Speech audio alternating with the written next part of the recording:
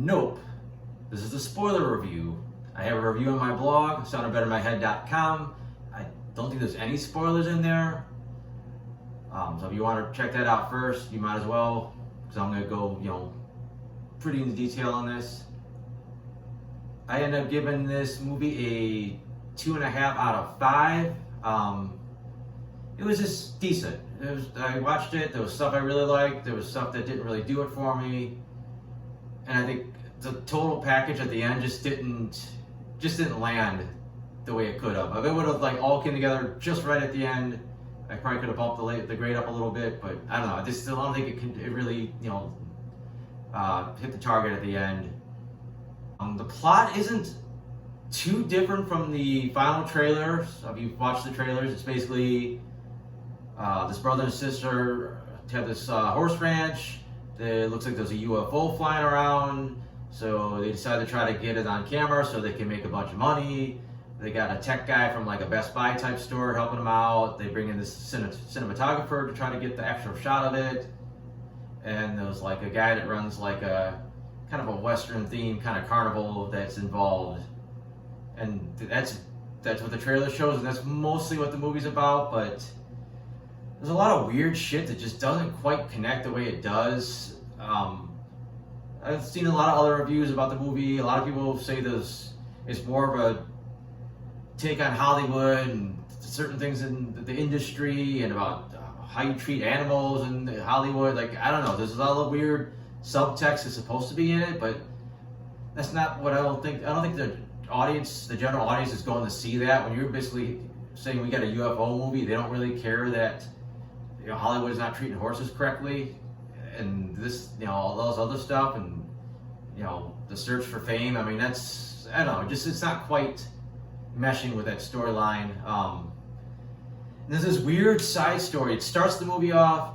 It's disturbing as all hell, and it comes up at least one more time during the course of the film, where we see there was a sitcom in the 90s, and they had a chimpanzee as a character in the show, played by a real chimp, and the thing went nuts one day and just murdered 2 actors on the set.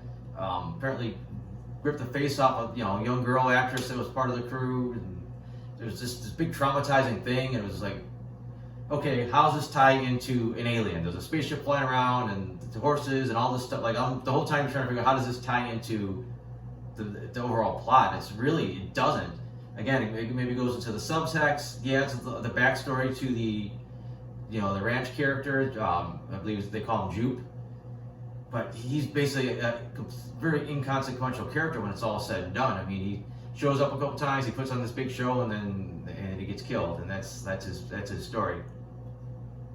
Like I said, I don't want to get to all the subtext of what his thing's supposed to be about, because he's not the main character. He's kind of a side character.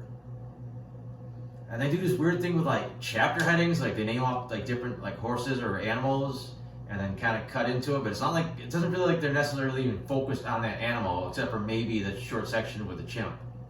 Otherwise, it's oh, here's this horse, and then the horse really has got nothing to do with anything. He's a side, thing in the background. I did like the twist that the alien spaceship was not a spaceship; it was actually just a flying alien. It was a decent design. The design it switches to at the end was really cool, but I don't know how I felt about the thing almost being a shapeshifter. It normally looks like a flying saucer, and then for some reason, just at the end of the movie, it decides to open up and become this big flowery kind of look like a crazy undersea creature or something, and that had this weird thing coming out that was, I don't know, it was supposed to be its eye or something would come out kind of weird. It was an interesting design, but I said it was kind of weird. It's almost like they couldn't decide between 2 designs, so they just did them both. But the scene where you find out that he's, because he knows he's flying around, it's sucking up horses. You think, I don't know, maybe it likes horses or whatever. But then when you finally see it sucks up all the people at the, the ranch or the fair or whatever, and then you realize that it's eating them. That's pretty disturbing. That's a pretty disturbing sequence with the blood rain coming down on top of the house and all their personal belongings coming down. I also mentioned, like I said, the chimp thing was pretty bloody too. I mean, you don't quite see it, but he's pounding people to death and mauling them, and he's got blood all over his teeth and his hands, and it's pretty horror movie-esque. But like I said, the plot, like I said, just doesn't quite get to where it needs to get to be like, holy shit, that was awesome. Yeah, I thought the end was a little bit convoluted, and like the whole big thing about, oh, we need to get a picture of this thing to, be famous. Like, she gets the picture, but it seems so inconsequential by the time she gets this picture, because this thing's either dead or dying or hurt and floating around where everybody can see it now. So it's like, seems like by the time the media gets there, they could all get it on camera. Like, she just got the one decent picture of it before it was like damaged or died or whatever. As far as the characters in general, the character of OJ, he says so little. Just like, I understand his backstory and why he's this way and why he doesn't talk a lot, but he doesn't really want to take over this family business, but he feels like he has to. But he just says like nothing. He barely talks. He's just so like, unassertive most of the film. I was like, okay, I'm not getting anything from this guy. It's hard to like kind of completely connect with him. And then they bring in Em, his sister, and she's the exact opposite. She's outgoing. She's she's like, he's like a 1, she's like a 10 as far as energy. But you don't like her because you can tell he needs her help, and she just kind of blows him off. She feels like someone that's just out for herself. So she comes off as unlikable. It's like, okay, this chick's just screwing everything up for this guy. He's trying to run this business and honor his father. She's just kind of being like, brat, more or less. And it takes a long time before you finally start, connecting with her. And then they introduced the guy from their version of a Best Buy, and he's just okay. Like, I don't think he adds all that much to it. I don't think he's like that great of a character.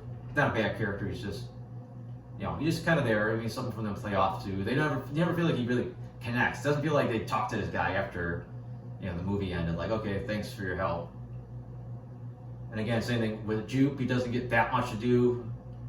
Like, I already kind of told his arc. They bring in this cinematographer, and I thought he was going to be a bigger deal. And he's real grumpy and real, like, he feels like there's like a backstory to him that kind of damaged him, but you don't get it.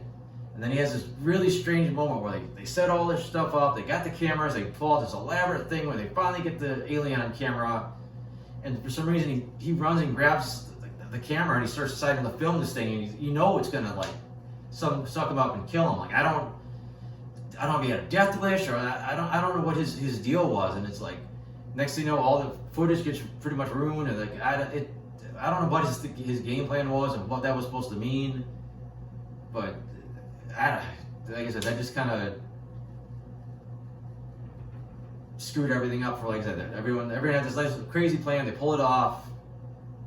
It almost fails because of the paparazzi that like decides to come on scene, and then they said like they do it, and then the rules of the alien were kind of like, if you look at it, it's supposed to try to eat you, but looks like those times where people looked at it and it didn't matter, and those times where they were looking away and it didn't seem to matter, and like, could this big floaty thing see like these little tiny human eyes looking at it that well? Like, that's like, that good of eyesight on it? But it couldn't tell the difference between a fake horse and a real horse. So, like I said, I don't know. I said overall the movie's okay. There's some really cool scenes. There's some shockingly violent stuff. There's not really anything that makes me want to go back and rewatch it. And I'd have to say the same thing about Jordan Peele's last movie with Us. I still think his best movie was Get Out. I feel like he's got like a home run in him.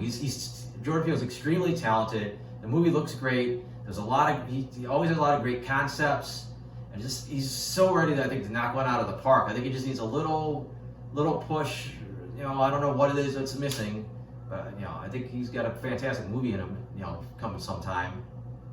There's some also really cool stuff I want to point out. I like, instead of showing the alien all the time, you had like the lights or things that had electricity like that are going that would go out as it came by. So that's a good way of showing you that the alien's overhead or passing without having to show it. So I thought that was a nice little touch.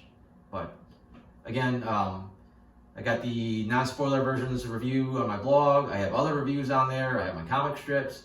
That's all at soundofbettermyhead.com. So thanks for watching.